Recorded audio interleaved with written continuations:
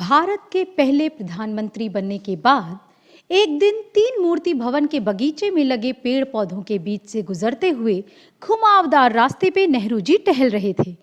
उनका ध्यान पौधों पर था।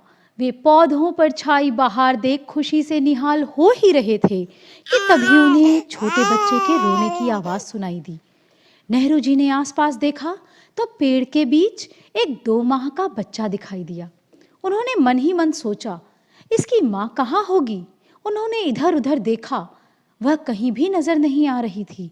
बच्चे ने रोना तेज कर दिया। नेहरू जी बच्चे को बाहों में लेकर थपकियां देने लगे। बच्चा मुस्कुराने लगा।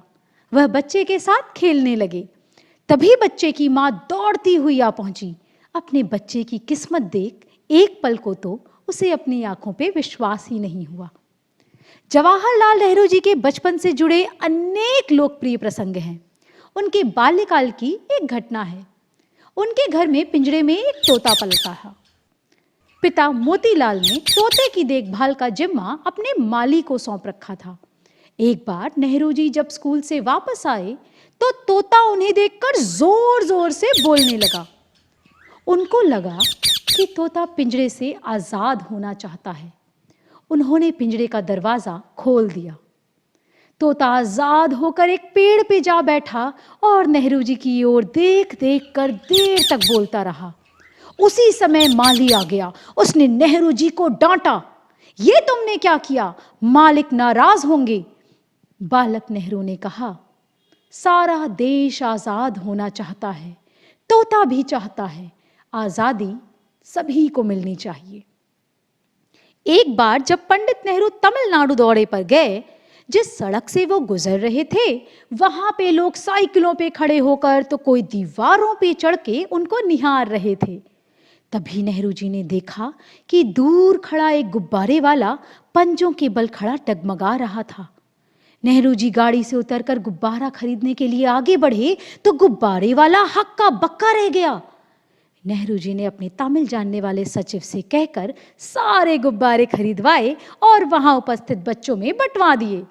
खुशी से नाचते बच्चे उन्हें चाचा नेहरू कह के बुलाने लगे। तभी से वे चाचा नेहरू के नाम से लोकप्रिय हो गए। आज प्राथमिक शिक्षा पूरी होते होते लाखों बच्चों का स्कूल छूट जा रहा है। पालकों के पास देने के लिए फीस नहीं है। शिक्षा महंगी हो गई है। शिक्षा का व्यापारीकरण देश के बच्चों के जीवन और भविष्य के लिए श्राप बन गया है। बच्चे पीड़ित हैं। उनका यौन शोषण आम बात है। उनकी हत्याएं अखबारों की सुर्खियां बन रही हैं। बच्चों की मानसिक शारीरिक विकलांगता एवं रोगों के प्रति जागरूकता अभियान दिखावा लगते हैं। अनपढ़ और अशिक्षित बच्चे भीख मांगने को विवश हैं। अनाथालयों में शिशुओं का उचित संरक्षण का अभाव है।